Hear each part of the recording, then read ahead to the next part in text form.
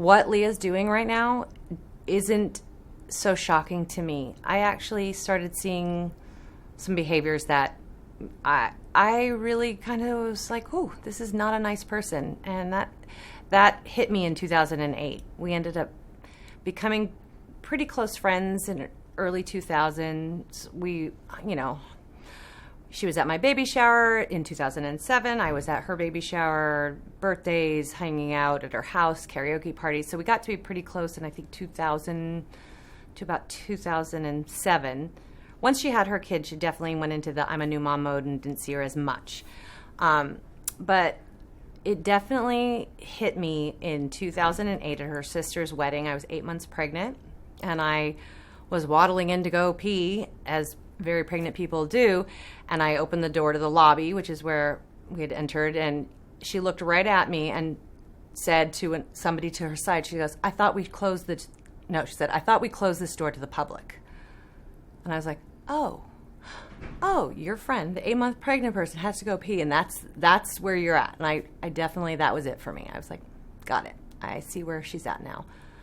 And it definitely started, I think, when she became friends with Jennifer Lopez. Like, she definitely started becoming very self-important. There were so many times when, like, one of our best friends sent out an email like, hey, let's go to Disneyland for my birthday. And there was like 10 of us on the email. And they're all everyone knew each other and pretty trusted group. And she had a real problem that she wasn't blind copied on it. It's like, this is a Disneyland we're talking about, like, to your friends, and you want to be blind copied. So there's little clues that there was things that were not quite right, and her feeling very important, I think falsely. You could always tell that there was a dark side that would sometimes pop up. She was constantly like digging for salaciousness or gossipy stuff, and when you're joking around and it's lighthearted, that's fine, but that's kind of like a little indicator that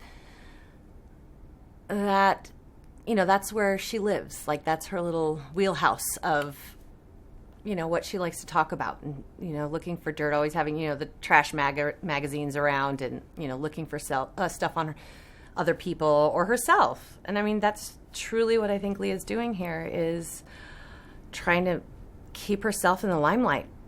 I mean, that's really what I think this is about, because I think her career started going downhill, or, the big shows she was on is no longer on, and she needs money. And, what bigger thing to give her money is sensationalism.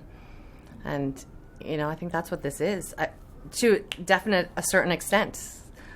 Like, I believe she's even said, if it wasn't for Scientology, who knows where she'd be, because she knows she has that darkness.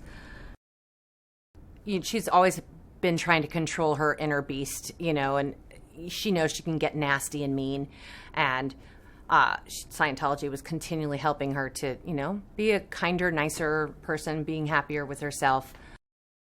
The beast was too much for her, and, with her career, maybe, not being on a hit show, I don't know, she got fired from the talk, paychecks being of an issue, and her mom, that's another subject, in her ear. And it's like, hey, what better way than to make some money is to just try to attack Scientology.